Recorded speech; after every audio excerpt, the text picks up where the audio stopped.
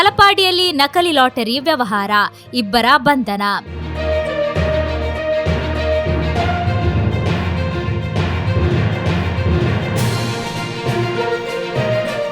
ತಲಪಾಡಿಯಲ್ಲಿ ನಕಲು ಲಾಟರಿ ವ್ಯವಹಾರ ನಡೆಸುತ್ತಿದ್ದ ಇಬ್ಬರನ್ನು ಪೊಲೀಸರು ಬಂಧಿಸಿದ್ದಾರೆ.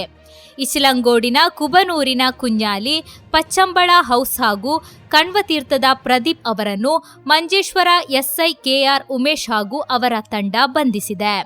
ಅವರಿಂದ 30,910 ರೂಪಾಯಿ ಹಾಗೂ ಒಂದೇ ಸಂಖ್ಯೆಯ ನಕಲಿ ಲಾಟರಿ ಮಾರಾಟಕ್ಕೆ ಬಳಸಲಾಗುತ್ತಿದ್ದ ಇತರ ಯಂತ್ರಗಳನ್ನು ವಶಪಡಿಸಿಕೊಳ್ಳಲಾಗಿದೆ ಎಂದು ಪೊಲೀಸರು ತಿಳಿಸಿದ್ದಾರೆ.